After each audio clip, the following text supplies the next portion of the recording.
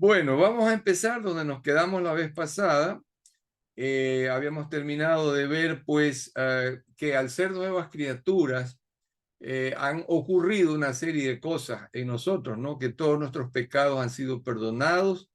Segundo, que ese perdón nos ha llevado, nos ha ingresado en una nueva manera de vivir, una nueva vida en santidad. Y también vimos que la palabra nos enseña que en Él, cuando llegamos a Jesús, en Él tenemos salvación y vida eterna. Salvación y vida eterna. Ese perdón nos lleva a salvación y vida eterna. Obviamente iniciando una relación con Él, ¿no? Muy bien, entonces seguimos con el nuevo nacimiento y vamos a ver esta salvación, así se subtitula el estudio de hoy, es un capítulo de toda esta lección que se subtitula ¿Es esta salvación para siempre? O sea, es una pregunta, ¿no? ¿Esta salvación es para siempre? Y vamos camino a ver, incluso más adelante, si es posible que esa salvación se pierda, si hay algo que tenemos que hacer para no perderla, o si se pierde por algún descuido o cualquier cosa que pueda sobrevenir sobre nosotros y que debemos estar todo el tiempo alertas o no. Eso es lo que vamos a ver, ¿no? Pero en todo caso, su pregunta que viene aquí es, ¿cómo estar seguro de que yo nací de nuevo? Porque a todos los creyentes nos pasa, no solo en un momento, sino en buenas etapas de nuestras vidas, que nos hacemos esta pregunta, ¿no? Si realmente hemos nacido de nuevo. ¿Cómo se puede saber? ¿Cuál es la evidencia de que hemos nacido de nuevo? Y aunque nosotros podamos a lo mejor no sentir, porque siempre creemos que debemos sentir las cosas, la palabra nos enseña que hay muchas cosas que no se sienten, sino que hay que saberlas y creerlas por fe, porque no son fáciles de percibir, pero la Biblia dice que están hechas, que es una obra de Dios y que no necesariamente estén relacionadas con los sentimientos o emociones, porque la gente dice, uy, yo siento la presencia de Dios aquí en este lugar. Bueno, es posible que se sienta la presencia de Dios, ¿no? Yo no puedo discutir eso. Hay momentos en que hay algo en tu corazón que te revela eso. Pero la presencia, en realidad, la presencia del Señor está siempre en nosotros, porque el Espíritu de Dios mora aquí. Y el Señor Jesús dijo en Juan 14 que el Padre y Él vendrían a nuestro corazón y harían morada en nosotros. Entonces, una persona que mora o habita en un sitio, no, la presencia de esa persona siempre está allí. ¿No? No es que el Señor se va de vacaciones por temporadas y está un mes, 2 meses, 3 meses ausente y luego regresa. No, la presencia del Señor está siempre en nosotros. Sin embargo, hay momentos en que esa presencia como que se engrandece, como que crece y toma todo nuestro ser. Ese es el Espíritu Santo cuando produce una llenura en nosotros. Por ejemplo, lo que ocurrió en Pentecostés, en el aposento alto. El Espíritu del Señor ya estaba en ellos porque en Juan 20 dice que Jesús sopló sobre ellos el Espíritu Santo, sobre los discípulos. Entonces ya estaba el Espíritu Santo en ellos. Pero la llenura es lo que les hacía falta para empezar a hacer una labor tremenda como la que hizo Jesús y más todavía cuando estaba aquí en esta tierra. Entonces ustedes empezarán a ver que a partir del capítulo 2 de Hechos, se narra que los apóstoles empezaron a hacer unas labores extraordinarias. Por ejemplo, Pedro predicó y a 3.000 personas y las 3.000 personas llegaron a Cristo y se bautizaron el mismo día. Es un hecho extraordinario, pues. y así por el estilo, entró en el templo una mañana y vio un cojo que estaba allí, un paralítico, y dijo, mira, no tengo oro ni plata, pero lo que tengo te doy, en el nombre de Jesús levántate y anda, y de pronto él se enderezó y comenzó a caminar, y así por el estilo, ¿no? Entonces, la obra del Señor requiere de una manifestación especial del Espíritu Santo para ciertas ocasiones, ¿no? Entonces, cuando el Espíritu de Dios nos llena y nos inunda, nosotros podemos sentir manifestaciones extraordinarias, pero no se puede decir que la presencia de Dios está en un lugar y cuando no estamos en ese lugar, nosotros no tenemos la presencia. Cuidado, porque a veces nosotros nos equivocamos creyendo y pensando cosas que no son, ¿no? Que no son así, ¿no? Muy bien, entonces, ¿cómo estar seguro de que yo nací de nuevo? ¿Ok? ¿Cuál es la evidencia de que yo nací de nuevo y que soy salvo? Bueno, ante todo yo aclaro eh, que lo que vamos a expresar aquí no es mi opinión personal, no es lo que yo me imagino o aquello en que yo creo, ¿no? Sino que vamos a expresar lo que dice la palabra de Dios, que es lo que él sostiene o ella sostiene, ¿ok? Y entonces vamos a empezar con la lectura de un pasaje de Mateo que es conocido como la parábola del sembrador. En el Evangelio según San Mateo, en el capítulo 13, podemos ver esta parábola que se la conoce como la parábola del sembrador, desde el verso 3 hasta el 8. ¿Ok? Mateo 13, del 3 al 8. Y vamos a dar lectura primero a este pasaje. La primera que lo tenga o lo quiera leer, por favor, puede hacerlo, ¿no?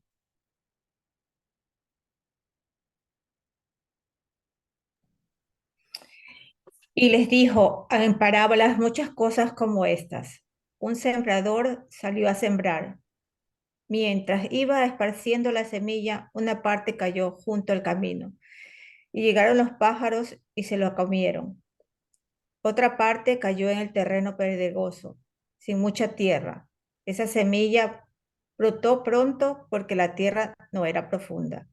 Pero cuando salió el sol, las plantas se marchitaron y por no a tener raíz se secaron. Otra parte de la semilla cayó entre espinos que al crecer la ahogaron, pero las otras semillas cayeron en buen terreno en el que se dio una cosecha que rindió 30, 60 y hasta 100 veces más de lo que se había sembrado. Gracias, Lorenita. Bueno, miren, el Señor Jesús hablaba por parábolas, dice aquí, ¿verdad? ¿Qué es una parábola? Una parábola es un estilo de enseñanza. Jesús lo empleaba muy a menudo. Y la parábola consiste como en un cuento, ¿no? Una narración en paralelo. En paralelo significa que ayuda a visualizar con más facilidad algo espiritual comparándolo con algo material que nos resulta más conocido o familiar. Las cosas espirituales no son fáciles de entender. Entonces el Señor ponía como ejemplos, ¿no? Cosas materiales, cosas del diario vivir, del diario quehacer de los israelitas en aquel entonces, para que luego ellos puedan más fácilmente entender las cosas del reino. Pero también lo hacía con el propósito de que solamente aquellos que tuvieran un corazón predispuesto, un corazón bueno para acercarse a Jesús y ser salvos, pudieran entenderlo. Pero aquellos que fueran realmente con mala intención o aquellos que tuvieran un corazón empedernido, perverso, malo, que iban solo con el ánimo de buscar la quinta pata al gato y ver en qué le podían acusar a Jesús y levantarle algún falso testimonio, alguna cosa, no pudieran entender. Porque más adelante él dijo también que no echemos perlas a los cerdos, ¿verdad? Las perlas son algo muy valioso, algo muy especial, que se lo tiene como un tesoro. Entonces dice, no lo tiren a los cerdos, que era un sinónimo de lo más despreciable que habían entre el reino animal, tales así que ni los comían, ¿no? Bueno, en todo caso, el propósito de esa expresión era no desperdicien lo que es valioso con gente que no vale la pena, ¿verdad? Es decir, como nosotros decimos en nuestra cultura ecuatoriana, no gasten pólvora en gallinazo, ¿no es cierto? Así decimos, ¿no? No gasten pólvora en gallinazo. Entonces, él decía, esto que es un tesoro está para los que realmente estén próximos al reino de los cielos, que estén cercanos. ¿No? Esa gente que está lista, que es una cosecha lista para ser levantada, ¿no? Él decía que la cosecha estaba lista, la mies era mucha, pero los obreros eran pocos y que oremos al Señor de la mies por que levante más obreros para la mies, ¿verdad? La cosecha, que es la mies. Bueno, entonces para ese fin es que él hablaba en parábolas. Y cosa curiosa, el Señor no explicaba normalmente las parábolas, pero solo hubieron dos parábolas que constituyeron en una excepción. Él las explicó. Y esta, la del sembrador, es una de esas dos parábolas. Y vamos a ver luego la explicación que él, el Señor Jesús, personalmente le da a esta parábola. Pero primero vamos a meditar un poquito en lo que el Señor nos dice aquí, ¿no? Dice que había ¿qué es lo que había allí? ¿O cuál es el personaje central de esta parábola? Claudia, ¿qué es lo que nos muestra la escritura aquí?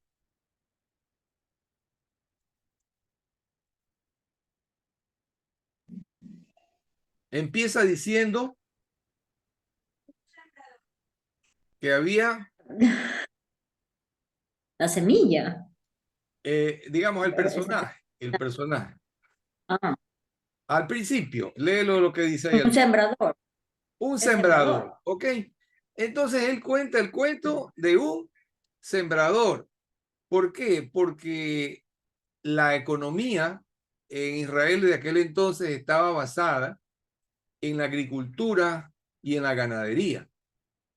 Eran agricultores y cuidaban ovejas, tenían rebaños de cabras, tenían rebaños de cerdos, tenían rebaños de bueyes y toros y cómo se llama, vacas, ¿verdad? Entonces la economía estaba basada en eso. Y para ellos era familiar concebir en su mente el cuadro de un sembrador, porque ellos veían con frecuencia que en ciertas épocas del año los sembradores salían a sembrar y llevaban una alforja aquí en el hombro, que era como un bolso, ¿verdad? Lleno de semilla lista. Entonces ellos metían la mano, la sacaban llena de semillas y la esparcían a un lado, al otro lado, y así la semilla iba cayendo, ¿no? Eso es lo que nos muestra aquí. Veamos bien, entendamos bien ¿no? Entonces dice que mientras sembraba, como él estaba caminando y se movía, el sembrador, dice que parte de la semilla cayó junto al camino. Otra parte cayó en un sitio pedregoso. Más adelante decía en el 7 que una parte cayó entre espinos y luego en el 8 dice que hay otra parte que cayó en buena tierra. Entonces, fácil y rápidamente, ¿de cuántos terrenos estamos hablando aquí? ¿De cuántos tipos de tierra? Lorenita, ¿cuánto detectas aquí? La buena tierra, Ese es pedregoso, pedregoso 2, eh, el, ah, espinos la de espinos 3, y Y la, Cayó junto al camino, Junto al sobre el camino. camino. Son 4. Correcto. Perdónenme que les ponga a trabajar, ¿no? Pero la No, idea está bien. es que entremos en materia, ¿no? Que analicemos esto. Entonces dice que hay una tierra que estaba junto al camino. Generalmente cuando se abre un camino de tierra, ¿verdad? Hay un margen más allá del camino, a veces 1 metro, 2 metros, ¿no? Que es seca, no crece nada allí, porque como la gente pasa y pasa, van pisando, pisando, y no crece nada allí, ¿verdad? Entonces, cuando el sembrador cogía un poco de semilla, antes de que él hiciera el movimiento con el brazo y la esparciera, había unos cuantos granos que iban cayendo y caían al pie de él, ¿no?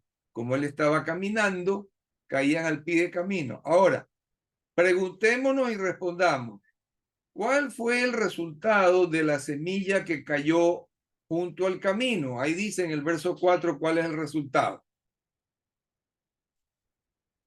Llegaron los pájaros y se los comieron. Exactamente. Los paros se las comieron, perdón un ratito, porque estaba muy expuesta a la vista, ¿no es cierto?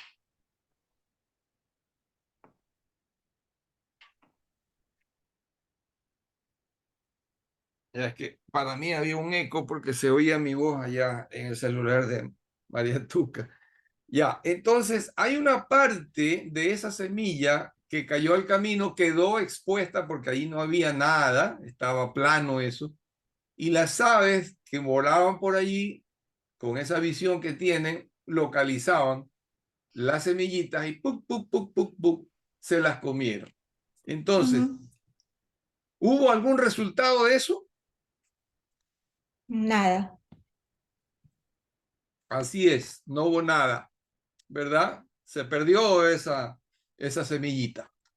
En el verso 5 dice que la segunda parte cayó en pedregales. Pedregales son ese tipo de tierras donde vemos como roca que está en el piso, ¿no? Rocas mezcladas con partes planas donde hay algo de tierra, pero hay roca, tierra, roca. Entonces eso es un pedregal, ¿verdad? No todo es piedra, pero está como combinado con partes de tierra, ¿no? Pero allí cayó porque el sembrador esparcía y le tocó a esa parte de la semilla caer en pedregales porque ahí no había mucha tierra, ¿no? Y dice, ¿qué pasó aquí con esta semilla? En el verso 5, Claudia. Esa brotó pronto porque la tierra no era profunda, pero cuando salió el sol se marchitó. ¿Y qué más? Por no tener raíces secaron, perdón. Un Ajá, pedazo. correcto, ahí está completo. Ok, entonces había un poco de tierra, pero no había profundidad, o sea que era una tierra superficial. ¿Qué es lo que una planta necesita para poder crecer fuerte, saludable y irse para arriba y tener bastante fruto, digamos, ¿no? ¿Qué necesita esa semilla? Ustedes han visto qué pasa con una semilla cuando brota. ¿Qué empieza Claro a que ocurrir? sí. ¿Ah? Nosotros que tenemos jardines. Ajá, correcto. ¿Qué pasa? Germina y empieza a salir. Sale para arriba, pero antes a veces puede pasar unos días que uno no ve que brota nada, ¿no? Ujú. No. Pero ¿qué pasa? ¿La semilla estuvo inactiva, estuvo dormida ahí debajo de la tierra? No. ¿Qué pasó con... Mm. Iba creciendo poco a poco. Estaba nutriéndose de la tierra. Ajá, pero ¿por Ujú. medio de qué se nutre? De la buena tierra y el agua. Ya, ¿y por dónde entra la semilla o esa plantita, los nutrientes y el agua de la La tierra? raíz. Por las raíces. Eso es importante que nosotros definamos. Las raíces son lo primero que empieza a brotar. Es para abajo que empieza a brotar. ¿no? Así como cuando el ser humano quiere construir un edificio.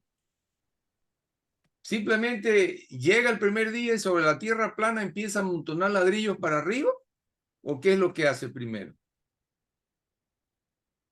¿Ah? Las bases, el fundamento. Comienza a cavar para abajo. Uno no ve el edificio para arriba, uno ve que empiezan para abajo, que empiezan a hacer un hueco, porque necesitan colocar los cimientos. Los cimientos, exacto. Ah, dense cuenta de eso. Una vez que los cimientos están listos y puede tomar un tiempo, ahí sí rellenan todo y uno ve que empieza a construir y el edificio empieza a irse para arriba. Pero primero tuvieron que ir para abajo. Así que lo mismo pasa con la semilla. Lo primero que sale son unas raíces chiquitas, chiquitas y comienzan a crecer porque ellas van buscando y se empiezan a esparcir a todos los lados. Van buscando dónde está el agua y dónde están los nutrientes.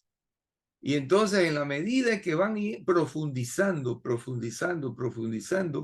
la planta empieza a crecer y mientras crece, siguen las raíces y siguen las raíces. Ustedes ven un árbol grande para arriba, pero no tienen idea que para abajo tiene unas raíces profundas y no hay tormenta ni huracán que lo pueda sacar de cuajo, ¿no? Cuando está bien enraizado, porque está firmemente anclado en la tierra.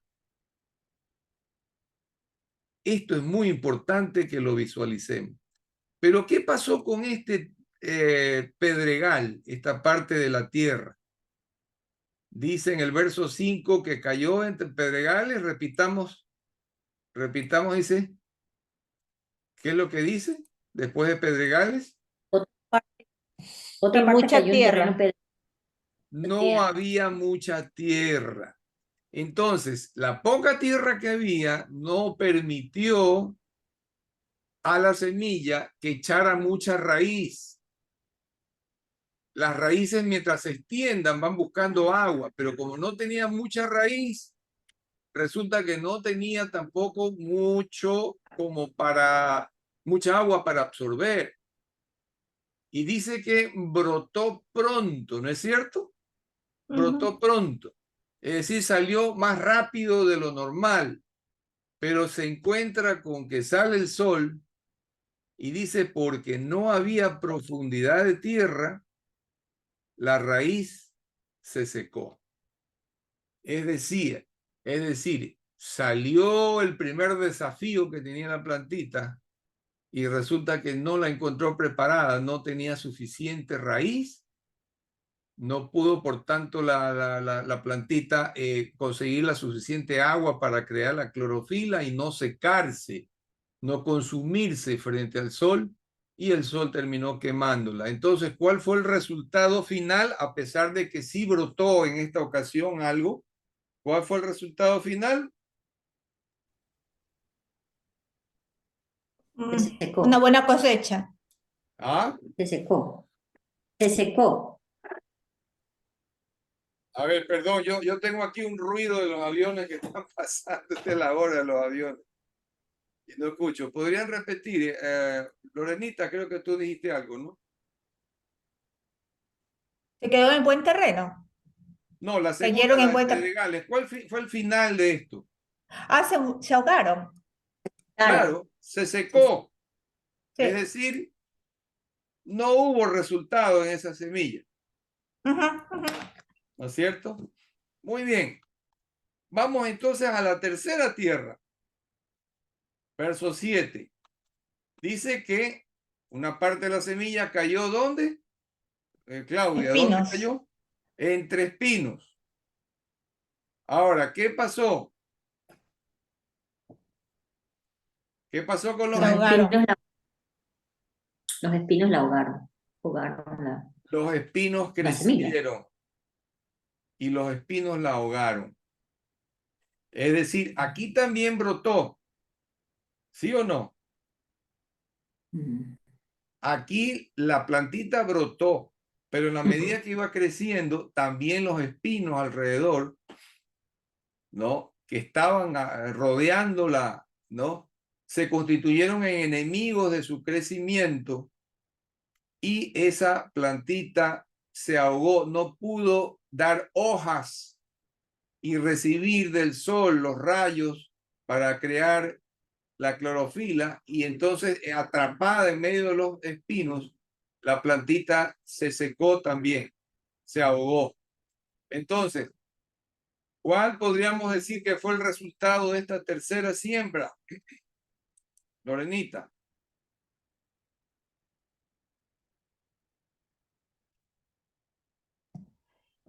Los espinos no la ahogaron y no dejaron que crezca.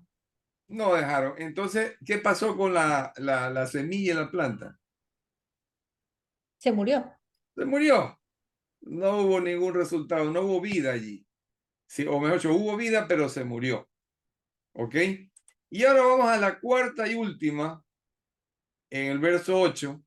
¿Cayó en qué tierra? Claudia, ¿en qué tierra cayó allí? Cayó en buen terreno. Ya. Lorena, ¿y qué pasó? Dio buena cosecha. Dio fruto, ¿cuál? A 60, a 30, a 160 y 30 por uno. Esto era una manera de medir el rendimiento de la semilla, ¿no? O de la tierra también, ¿no? La abundancia que había. En algunos habían 30 frutos por semilla, en otros 60 y en otros hasta 100. O sea, había una cosecha abundante. Bueno, entonces, en definitiva, ¿cuál es el resumen final? Las semillas cayeron en ¿cuántos terrenos, dijimos?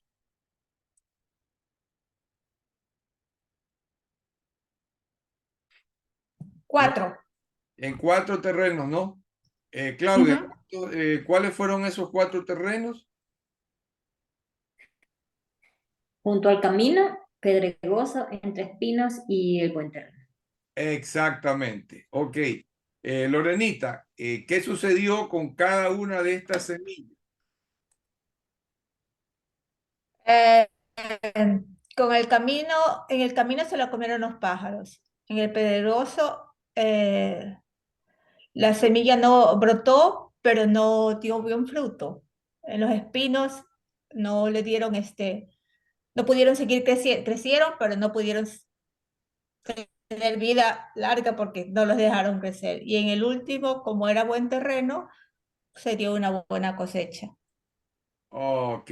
Entonces, podríamos decir que de las 4 cosechas, ¿cuál fue la que finalmente prosperó? La del Claudia, buen terreno. La la de buen del terreno. O sea, de las 4, una. buen terreno. Solamente una, la del buen Ajá. terreno. Las otras 3 fracasaron, ¿no es cierto? Muy bien. Ujú. Ahora, vamos a ver qué es lo que nos dice Jesús, qué significa, cómo interpretar esta parábola. En el mismo capítulo más adelante vemos desde el verso 18 hasta el 23 la explicación. Entonces, veamos si nos puedes leer, Claudia, este pasaje del 18 al 23. Escuchen lo que significa la parábola del sembrador.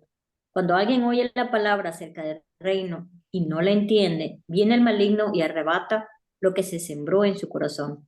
Esta es la semilla sembrada junto al camino. El que recibió la semilla que cayó en terreno pedregoso es el que oye la palabra e inmediatamente la recibe con alegría, pero como no tiene raíz, dura poco tiempo. Cuando surgen problemas o persecución a causa de la palabra, enseguida se aparta de ella. El que recibió la semilla que cayó entre pinos es el que oye la palabra, pero las preocupaciones de esta vida y el engaño de las riquezas la ahogan, de modo que ésta no llega a dar fruto. Pero el que recibió la semilla que cayó en buen terreno es el que oye la palabra y la entiende. Este sí produce una cosecha al 30, al 60 y hasta el 100 por uno. ¡Wow! ¡Qué lindo! Gracias, Claudio. ¡Qué lindo!, ¿no? Entonces, ahora sí, meditemos un poquito, ¿no? En el verso 18 dice, escuchen el Señor Jesús, ¿no? Lo que significa esta parábola. Y en el verso 19 nos habla de que alguno oye la palabra del reino y no la entiende, viene el malo y arrebata lo que fue sembrado en su corazón. Entonces, ¿cuál es el paralelismo aquí? ¿A qué corresponde la semilla? Según esta explicación, Lorenita. A la palabra.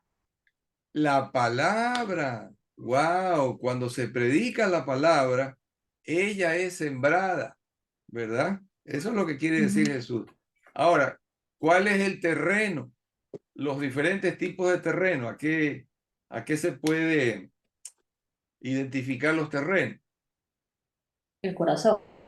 El corazón de la No es- gente, es decir, el ser Ujú. interior. La palabra se siembra en el corazón. Entonces, ahí hay que ver qué pasa en el corazón de la gente cuando esa semilla es sembrada. ¿Ok? Entonces, dice, Ujú. en el primer caso, ¿no?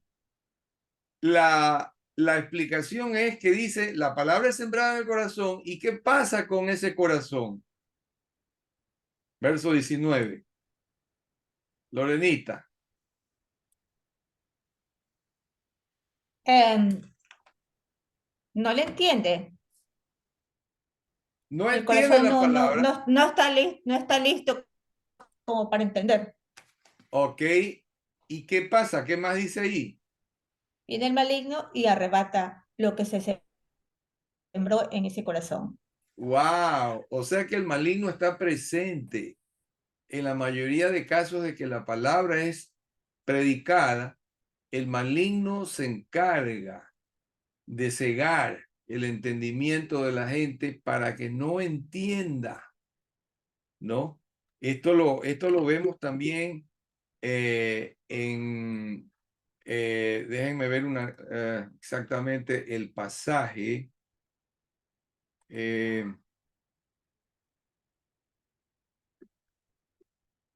Primera de Corintios.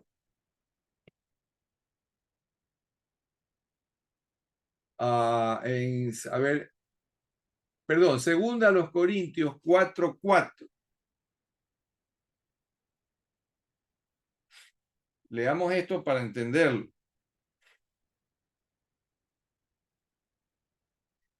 Segunda de Corintios 4:4. ¿Quién lo tiene para que lo lea?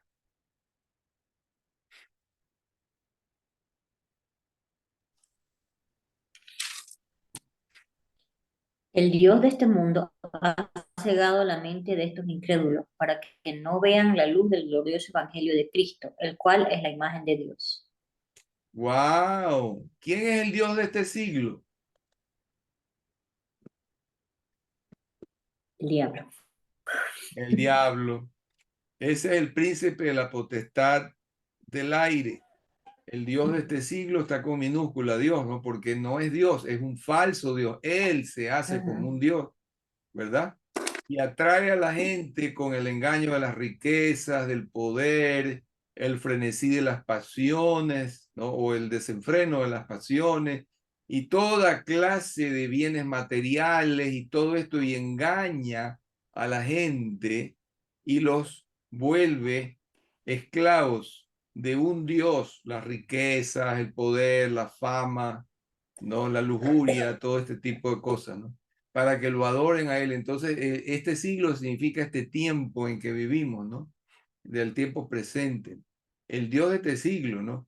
Y dice que enceguece el entendimiento de la gente para que no entienda y no les es resplandecida la luz de Cristo. Entonces, esa es la obra de Satanás que aquí nombra o menciona el Señor Jesús.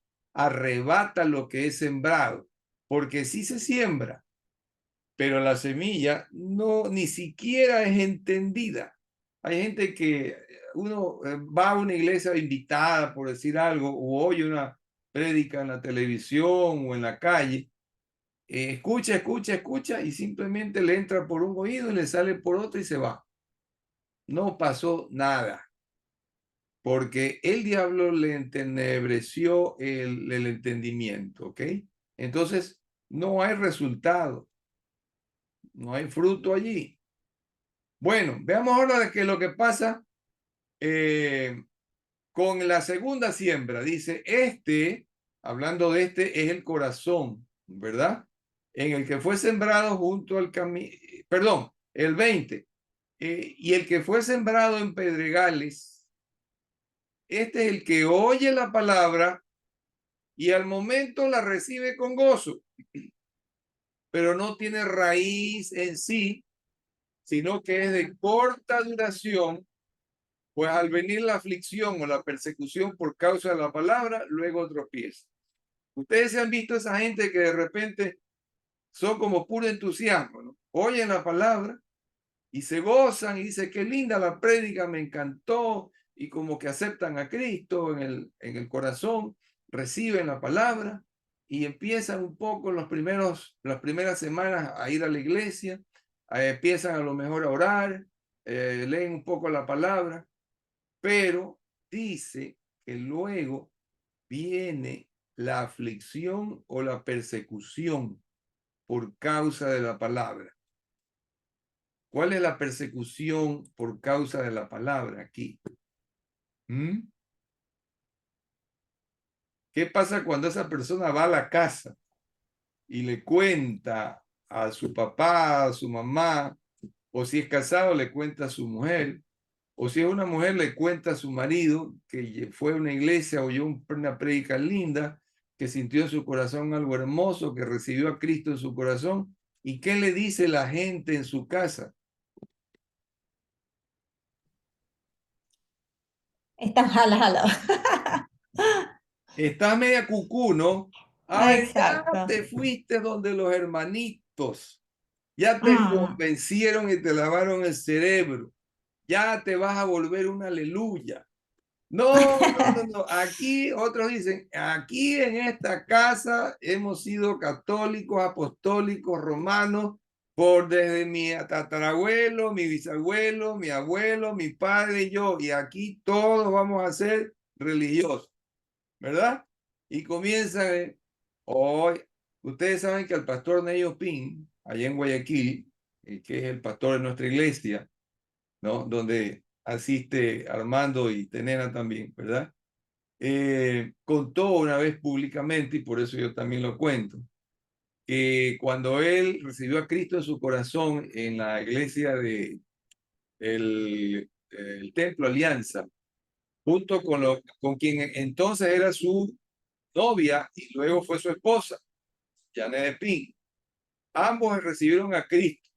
Y cuando él empezó, que fue a la casa, compró una Biblia y lo veían orando, lo veían, comenzaron a decir, oye, ¿qué es que te ha pasado a ti? Los padres le dijeron un día, la mamá dice, lo llamó y le dijo, oye, ¿dónde te has ido a meter? Entonces, mamá, no, yo he recibido a Cristo en mi corazón, estoy yendo a una iglesia tal y cual. Entonces le digo, miran ellos. Y le dijo así, en esta casa todos somos de la religión católica. Y si tú vuelves a ir a esa iglesia, olvídate de que tienes padre y madre. Moriste para nosotros. Dice que el niño se quedó con la boca abierta. Y dice, ustedes no tienen idea cómo resultó eso para mí, porque para mí mis padres eran, no digamos que casi mis dioses, pero eran para mí lo máximo que había. Si alguien me nombraba a mi madre por ahí en alguna reyerta, yo le sacaba los dientes, porque para mí mi madre y mi padre eran sagrados y eran el objeto del mayor respeto que podía haber en mi persona. Y entonces que mis padres me digan que ya no tengo padre y madre, para mí resultó terrible. Dice que él se fue un rato a orar y le dijo al Señor, Señor, no puedo seguirte. No puedo seguirte porque no puedo soportar que mis padres no me quiten su paternidad, es decir, que yo pierda a mis padres. Y él estaba en esa oración cuando de repente él dice que siente en su corazón que abra la Biblia. Y él abrió la Biblia y la Biblia se le abre en el Salmo 27. Busquemos el Salmo 27. para ver qué es lo que encontró el pastor Nello. Y el verso 10.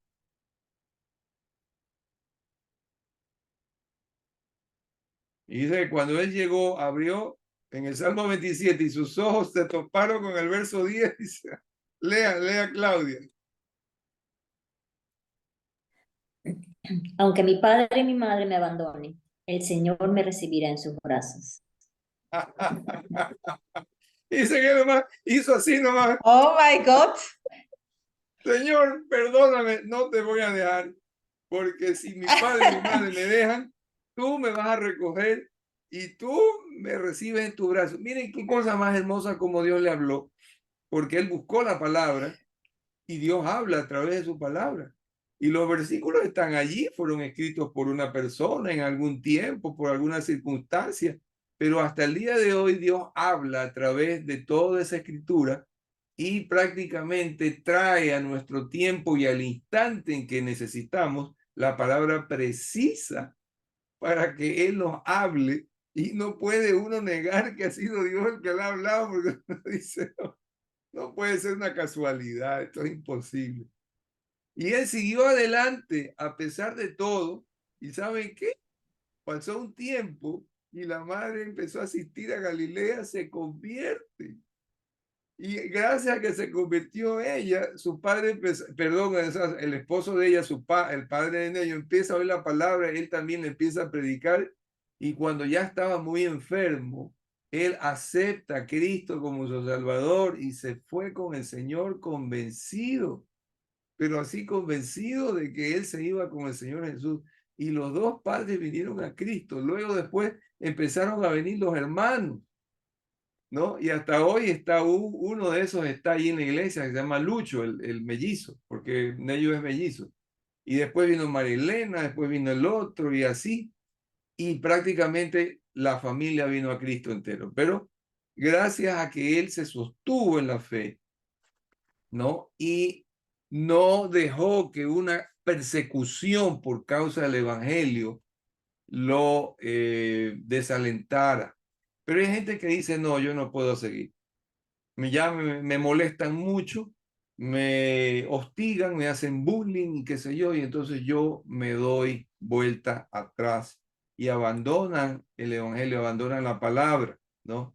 Porque no tiene suficiente raíz, ¿no? La palabra no echó raíces en el corazón y no saben cómo defenderse por medio de la palabra. Simplemente deciden abortar todo lo que ha ocurrido, ¿no? La labor del Señor, del Evangelio, de la semilla de la palabra en el corazón. Pero veamos qué fue lo que pasó en el verso 22 con el que fue sembrado entre espinos. A este también oyó la palabra, pero ¿qué pasó allí, Lorenita? ¿Qué dice en el El que verso recibió 22? el que recibió la semilla que cayó entre espino es el que oye la palabra, pero las preocupaciones de esta vida y el engaño de las riquezas la ahogan, de modo que ésta no llega a dar fruto. Ajá, ¿verdad? Esa gente que empieza a oír la palabra, empieza a asistir a la iglesia para irse alimentando, también lee la palabra, pero de repente, a ver, hay que venir para estudiar la palabra el día martes. El jueves hay una reunión de Zoom para estudiar la palabra. ¿Saben qué? Es que no puedo, porque yo estoy trabajando, porque yo estoy haciendo esto, porque luego trabajar tengo que estudiar y me voy a la universidad. Es que tengo la casa que pagar, tengo que atender a mi familia, porque yo ya le dije, y esto de acá y no, y es que tengo deudas que pagar y tengo cosas, y yo me he propuesto que yo tengo que tener una casa propia, ¿no? Porque no toda la vida voy a pagar arriendo, etcétera, y tengo que pagar el carro, ¿no? Y yo quiero comprar un segundo carro para que mi hijo vaya a la universidad, y entonces ahí viene el engaño de las riquezas de este siglo. Y el afán, la preocupación es que si yo no trabajo, es que si yo no tengo 2 o 3 empleos, y la gente se ve atrapada porque dice que es el engaño de las riquezas. El engaño.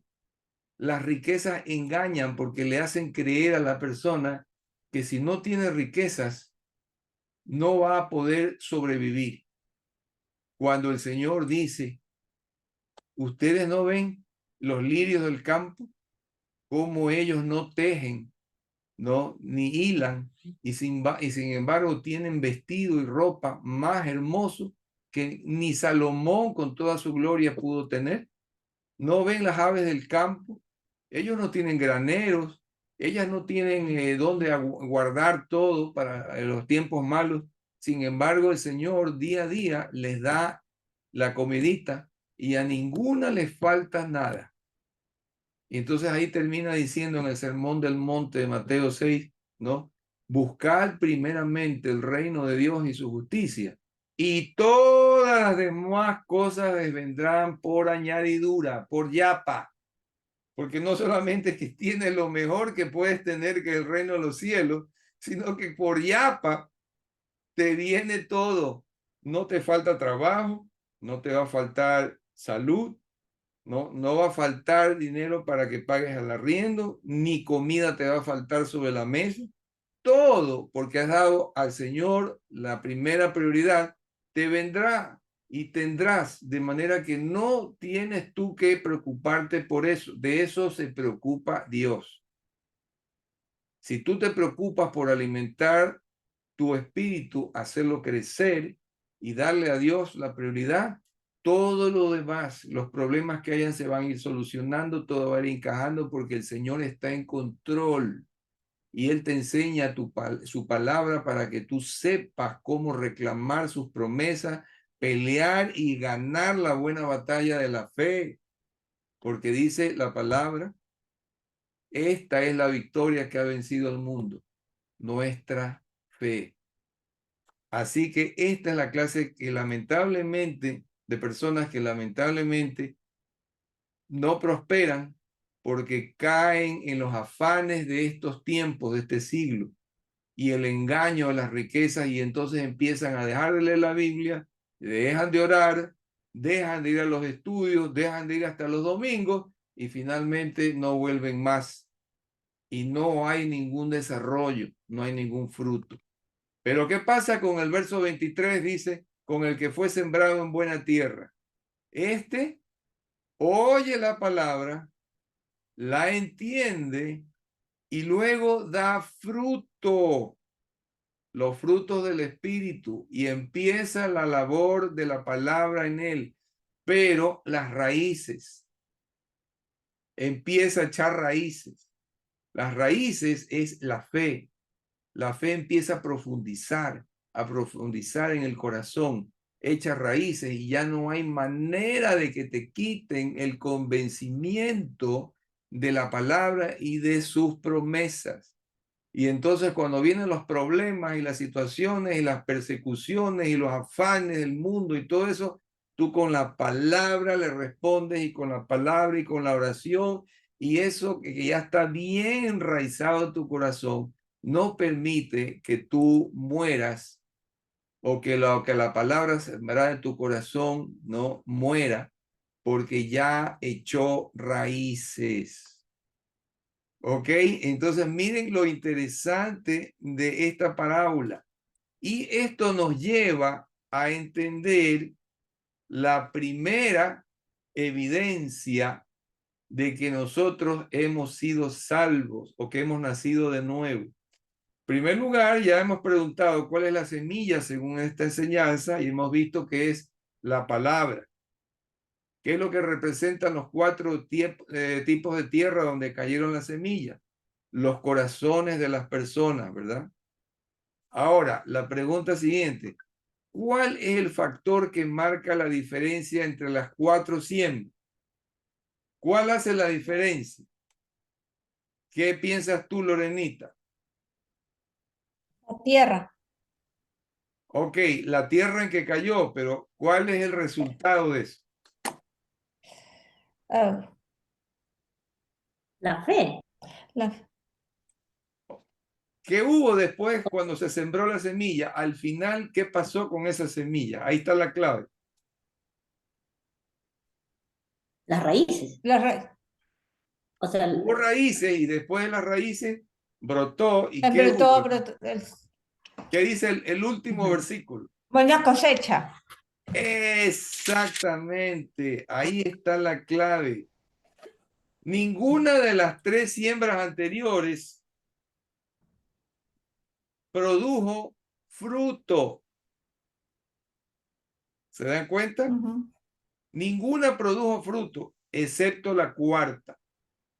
La cuarta es la que creció, rozagante, verde, hermosa, ¿no? Adquirió tamaño y empezó a dar fruto. Ahí está la diferencia. Los demás, en cambio, no produjeron ningún fruto. Murió la semilla y no hubo ningún fruto. Entonces, lo primero que nosotros observamos como evidencia de que hemos nacido de nuevo es que perseveramos, claro, en la fe, como ustedes dijeron, está bien.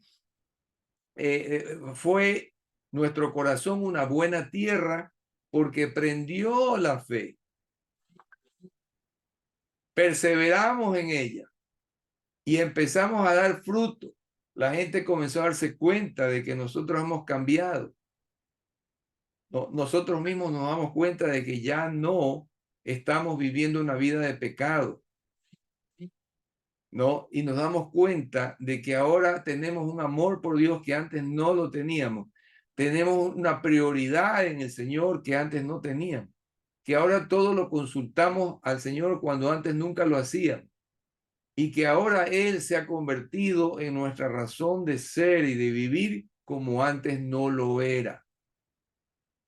Esos son frutos del obrar del Espíritu. El Espíritu entró a obrar en el corazón, empezó a echar raíces la palabra y la palabra germinó fe, porque dice Romanos que la fe viene por el oír y el oír de la palabra de Dios. Entonces la fe es un fruto de la palabra. Entonces desarrollamos los frutos del Espíritu. Los frutos del Espíritu están en Gálatas. Me muevo y me viene el aguijón. En Gálatas capítulo 5. 5:22. Ok, correcto. 5:22. Ahí leamos.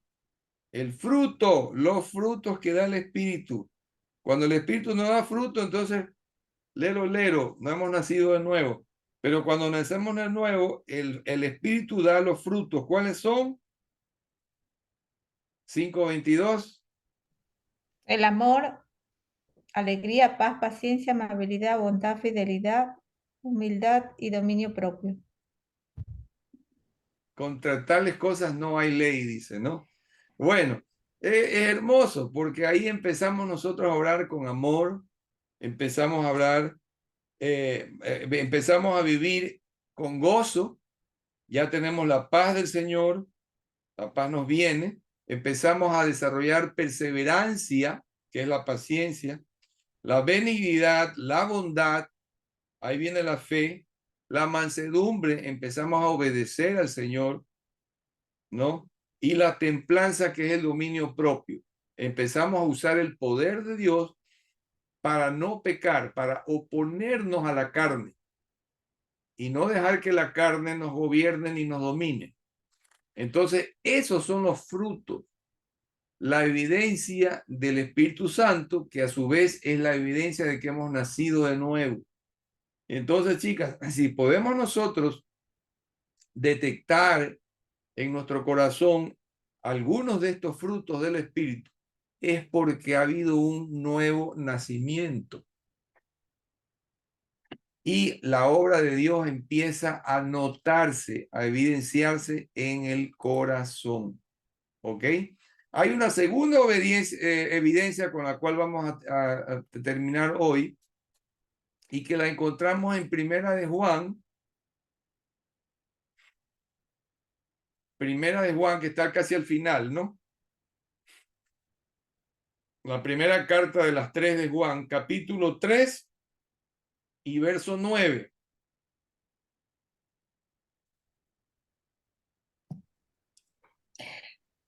Ninguno que haya nacido de Dios practica el pecado, porque la semilla de Dios permanece en él. No puede practicar el pecado porque ha nacido de Dios.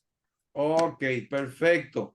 Gracias, Lorenita. Tú tienes la NBI porque yo justo había puesto aquí en el estudio la versión NBI y es exactamente lo que acabas de leer. Ok. Dice, ninguno que haya nacido de Dios practica el pecado. Ojo con esta palabrita, porque la semilla de Dios, ahí está la palabra, la semilla de la parábola del sembrador, permanece en él. No se murió, sino que empezó a crecer y a dar fruto. Y dice, no puede practicar el pecado porque ha nacido de Dios. Esa es la segunda evidencia, que tú ya te des cuenta que tú ya no puedes vivir en una vida de pecado. Si antes mentías, ahora te cuesta mentir y dices, no, yo ya no voy a mentir. Una de las primeras cosas que a mí se me fue, pero de inmediato, fue la mentira y fue también porque yo mentía constantemente en mi negocio. Yo volví al Señor cuando tenía 42 años y tenía ya mi compañía, mi empresa, y yo decía cualquier cosa y ahora ya no podía, me costaba, me mordía la lengua.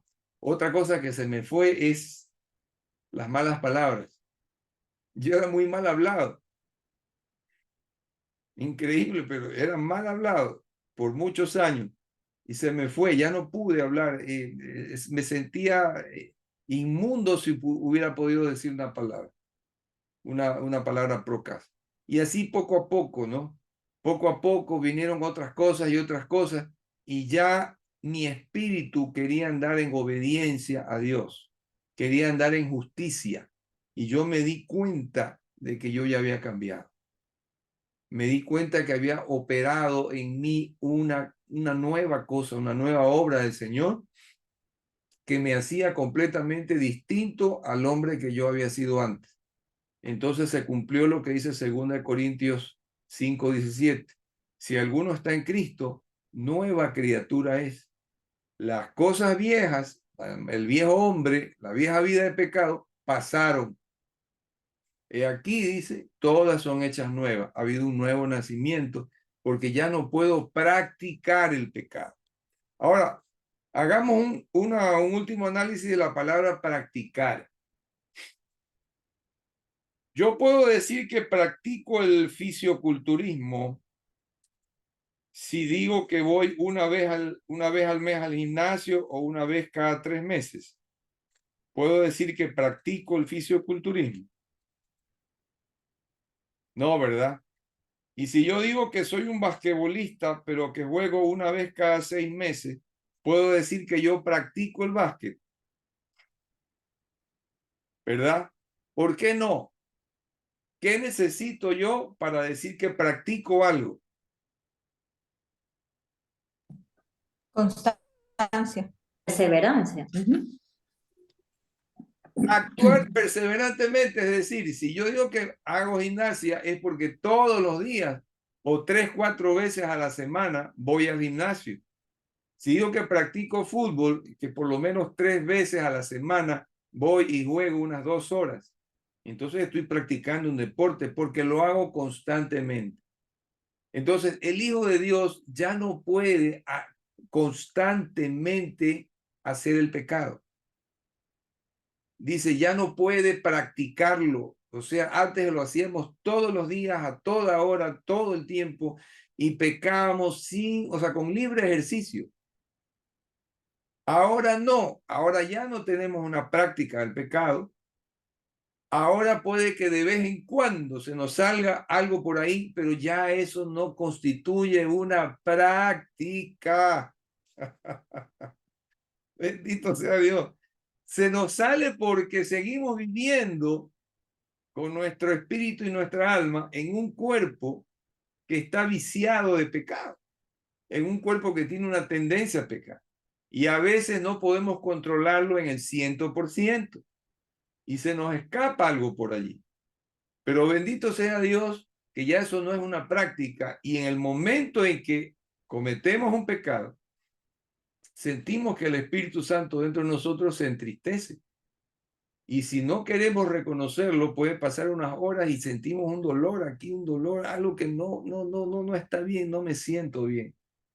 Y tenemos que presentarnos delante del Señor y pedirle perdón y decirle, Señor, he aquí que he cometido tal pecado, he hecho esto, he hecho lo otro, lo reconozco. Porque el reconocer implica tomar responsabilidad. Tomar responsabilidad significa responder ante Dios por lo que he hecho.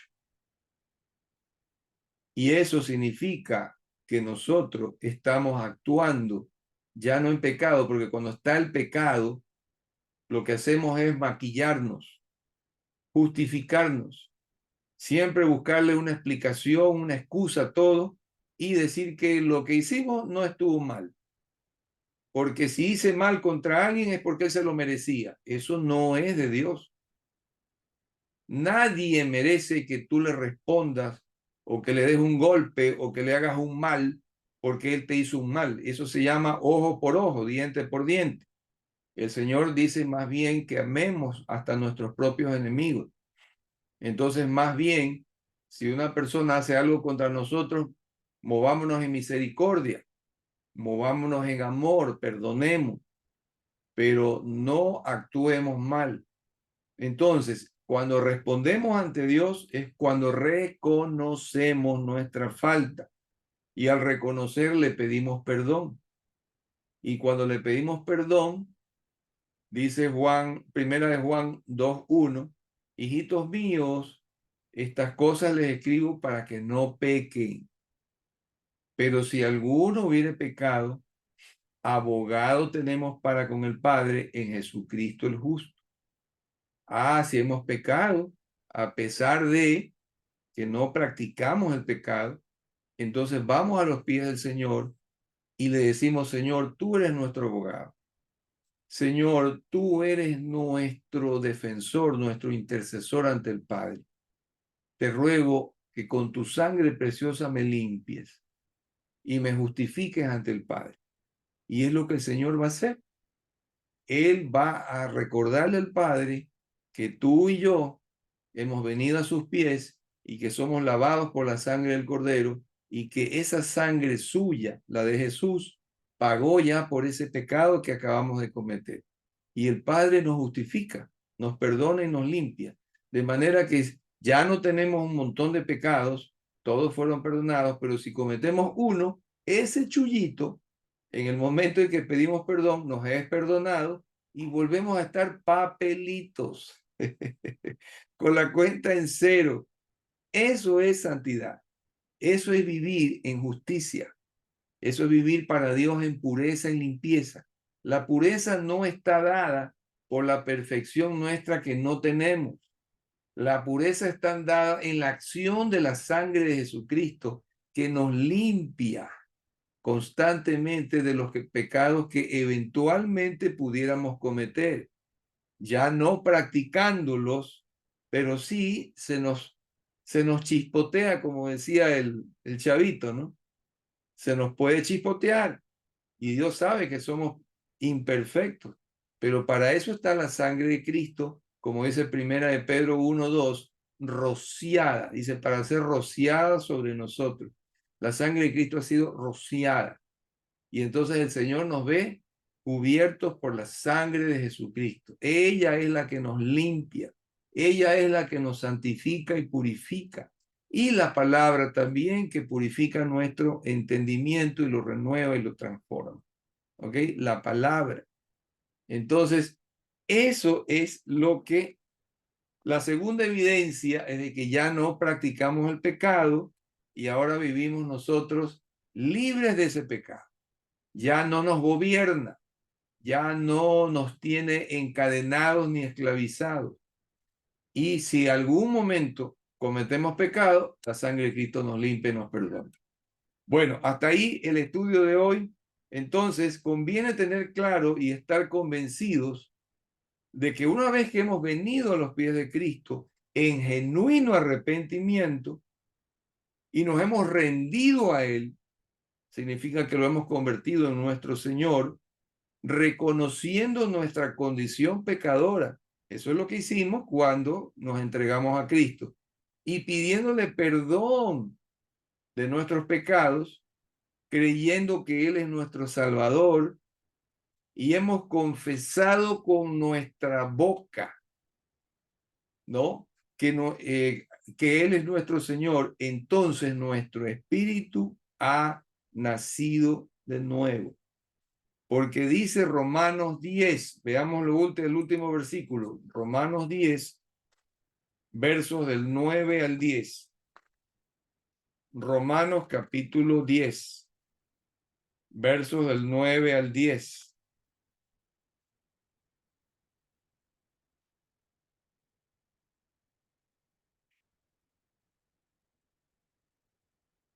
Ya lo tiene Claudia. A ver, Claudia, léanos. Sí. Romanos 10, versos 9 y 10.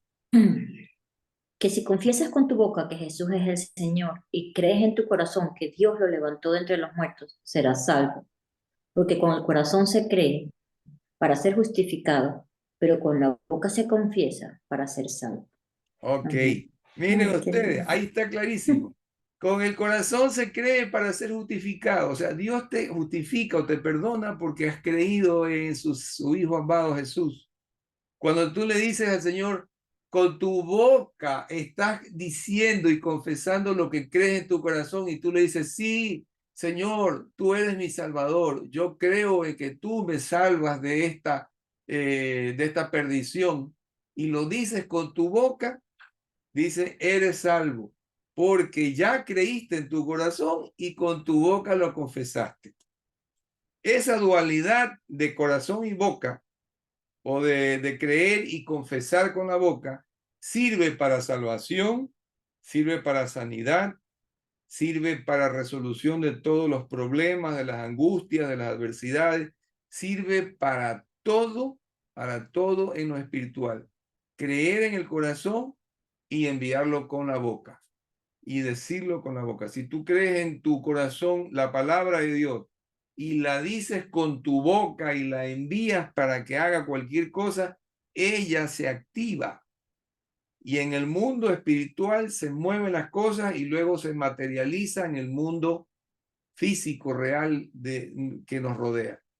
¿No? Esa es otra cosa también. Creemos en el corazón una palabra y decimos en el nombre de Jesús, escrito está tal y tal y tal y tal y tal. Lo estamos diciéndolo de memoria lo que dice la palabra, pero lo estamos creyendo en el corazón. Créanme lo que todo se mueve en este mundo. Y de pronto la persona que nos dijo una cosa nos pidió perdón. La otra persona que nos amenazó con una cosa dijo que ya no lo iba a hacer. El problema que se suscitó se arregló. Todo se resuelve, porque la palabra de Dios es viva y eficaz y hace exactamente todo aquello para lo que fue enviada. Pero primero tiene que ser creída en el corazón y luego confesada con la boca. Así que si creímos que Jesús es el Salvador y lo confesamos con nuestra boca, somos salvos. Ahora, lo último de lo último es Romanos 8:16. Con esto ya finish. Romanos 8:16, Lorenita.